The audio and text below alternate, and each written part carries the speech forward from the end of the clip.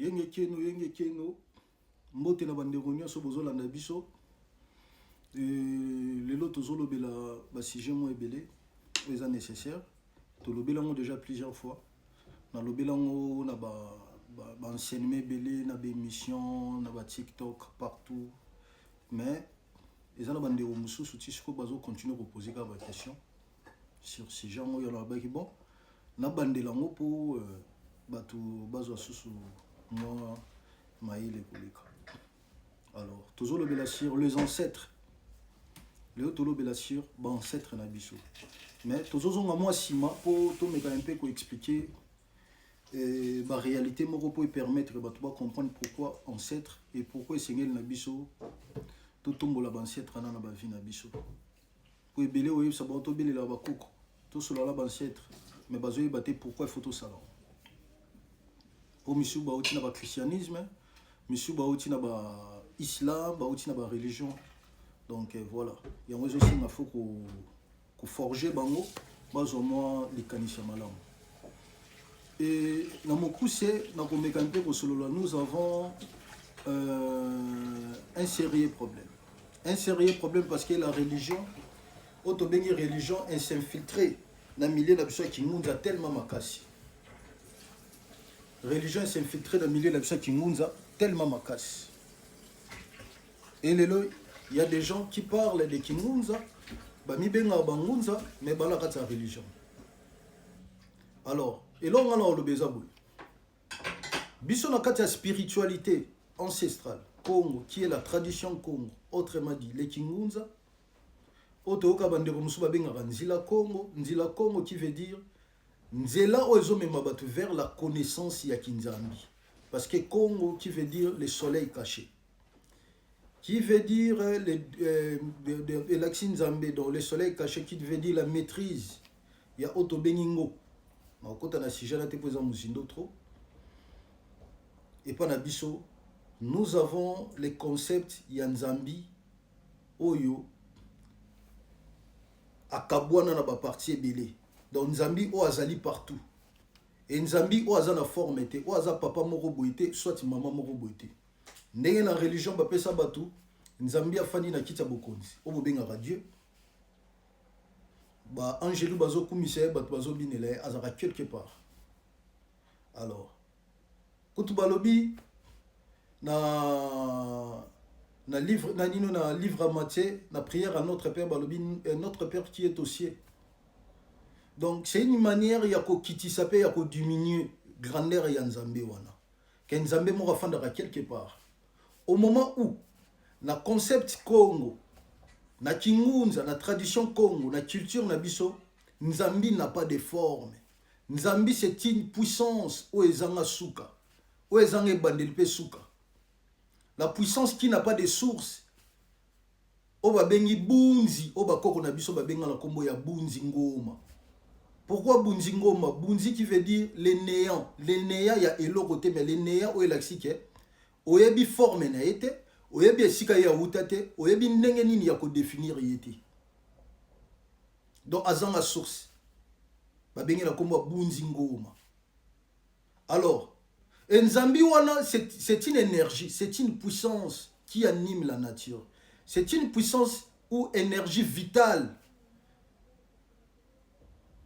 Quand on parle de Nzambi, ton Nzambe nde bolobara ezali mutute. Tant bozo pese forme net ya tata mokeli tata Nzambi qui veut dire bozo pese forme moko botozo tomber na piège ya Nzambi ba bengi anthropomorphique. Dieu qui a la forme, to pesi forme. Pe biso to bengi diete na lobi Dieu pour permettre na mutu nyoso zo landa comprendre pour comment nande et tourner na mitu na biso. Parce que le nom Dieu, c'est l'homme qui a créé le nom Dieu.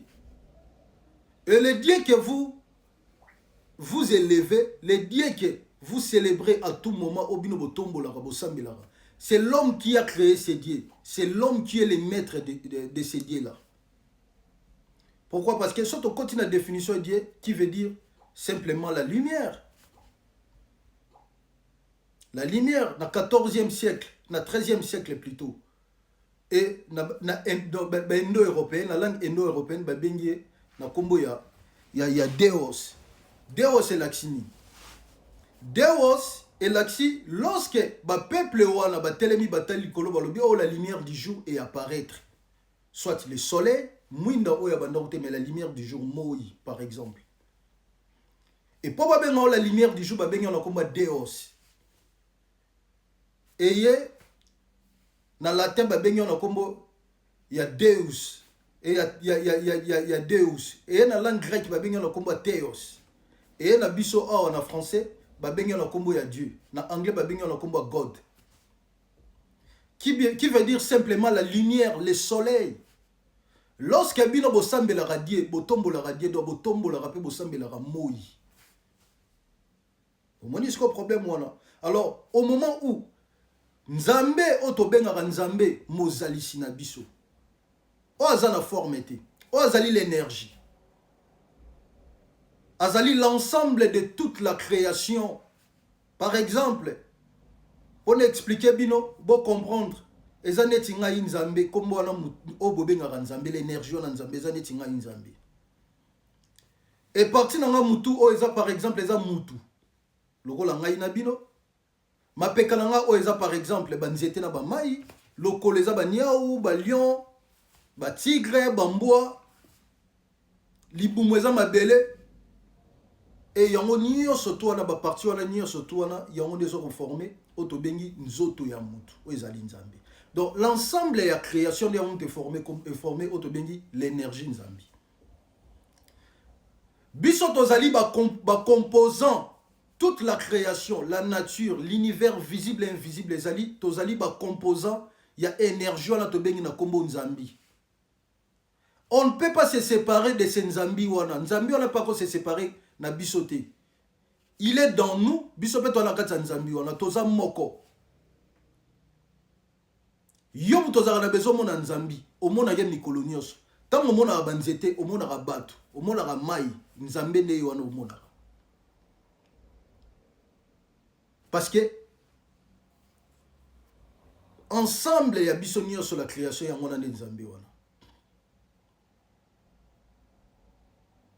Azali énergie, azali constante, ouais bougaraté et se déplacera et qui donne la vie. Et na kati na yé nde et tozali na otobeng la loi de l'équilibre, les négatifs et les positifs. Na kati énergie moko qui fait l'équilibre, otobengi la loi de la dualité.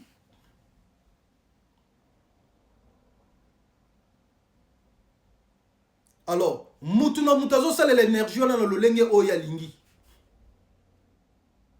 La même énergie oko sale lango na marambo ezali mabe pona ko nuire et la même énergie oko sale lango na marambo pona ko sunga. Non peut ça bino exemple moro na réflexion ya ba chrétien pour bo bimi na christianisme pour bo comprendre facilement to ke na bino étape par étape. Balobi nzambe asali mokili asali pe satana et satana abundisi lokumu nzambe akoyi na mokili et a formé pe royaume ne ya ba démon et balobi azanani azali maître ya mensonge et consort azana pour détruire bato. Maintenant na sala satana eza nzambe la force au satan na sali la eza force nani nzambe l'énergie wana satan o azo pour na ko œuvrer ya ko opérer ba mauna mabena na pesa yango na sala eza nzambe qui veut dire la force au Satan sali la yango to benga la force ya kinzambi. Pour force mususu ezalaka à part force nzambi. Nous avons qu'une seule énergie o ezali ko pesa bomo ina mokili. Et ko dépendre na mutu ndenga zo sali lango selon l'intention na ye. O to la manipulation. Et le pouvoir et le choix ils ont dépendre na biso. Yango tobenga nzambe te aya vers biso parce que azalaka déjà kati na biso mais to senga na nzambe na se manifester parce que biso ne toza ba nzambi wana ye aza biso toza na toza ye donc esengeli na ende a se manifester pour que to mona ba résultat na lolenge sengeli mais to ko senga na nzambe na comment voilà ce que tozo ko na deuxième partie.